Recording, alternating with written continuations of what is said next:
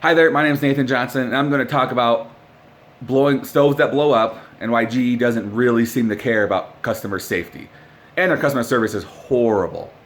So, first of all, we bought this Cafe series. We love the stove. The stove itself is amazing when it's not blowing up. But the fact that it blows up is not good. Top oven works. Bottom oven takes 15 seconds to ignite, so gas is building. It ignites and it literally blows the door open about that much. Flames shoot out. And apparently GE doesn't think that's a serious problem. It's taken them 3 months or so to actually take this problem seriously. So with a 2.5-year-old in the house, my wife, 2 dogs, we don't want the stove blowing up. That could be a big liability issue for GE. And the fact that they don't take that part seriously either just amazes me. They don't care that they sent out a stove that blows up. And if they cared, they would have been out here quicker than 3 months. So they had all kinds of excuses. First, when we got the stove from GE, there was insulation coming out everywhere. And the people who were delivering it were like, yeah, I would take that back. So they took it back. We got another one, I don't know, a week later. I don't remember how long. And then we got it and the Wi-Fi didn't work. Not that Wi-Fi is super important, but if we're getting a Papa Murphy's pizza or something, on the way home, we hit whatever buttons on our app, and then the oven starts heating. We get home, throw it in the oven. That's a pretty cool feature. So, but that's not the important part. The thing is safety. I don't want my 2.5-year-old getting her face singed by flames coming out of the oven if it ignites improperly, which is the problem. So to make a long story short, they didn't even know the Wi-Fi was a problem. I called them the day we got it. We called them about a month after we got it because we went out of town for a while and hadn't used the oven up here for quite a while. When we started using it, that's when it started blowing up. We called GE, nothing. They're like, oh, sorry, we can't come out, we're back ordered. It took them a week and a half or so to tell us they're back ordered. And then parts start showing up about a week and a half ago. And then they're like, okay, we'll come out June 1st, 2 days ago, whatever 2 days ago was.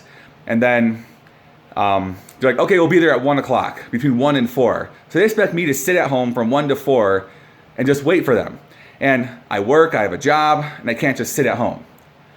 So I asked them to give me a half-hour text or half-hour heads up that they're coming. I get a text at 12:42 saying they're on their way. I reply back, thank you for the half-hour notice. I get home as quick as I can. I don't want to break any laws coming home.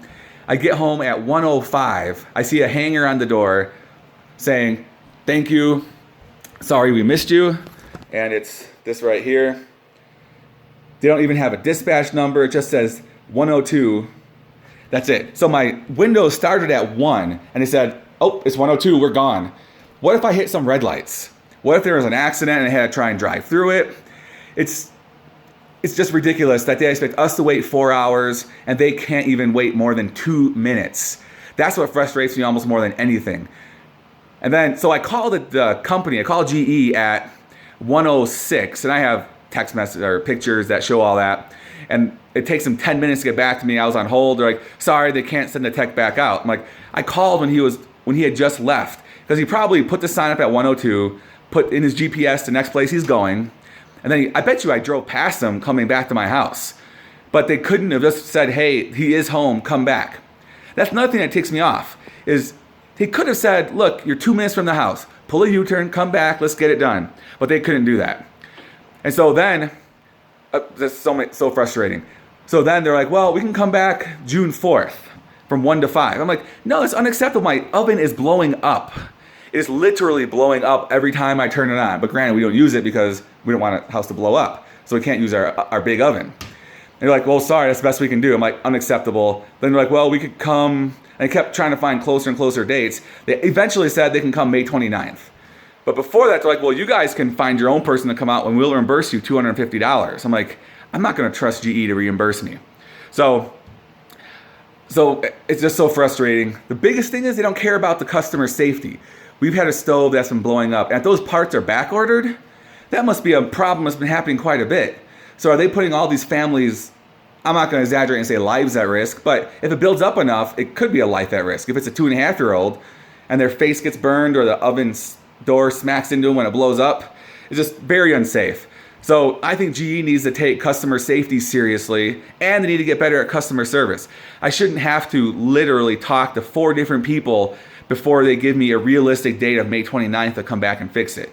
But that means, once again, I have to sit at home for 4 hours and wait for them to come out, which is just not good at all. So I don't know. That's my thoughts on it.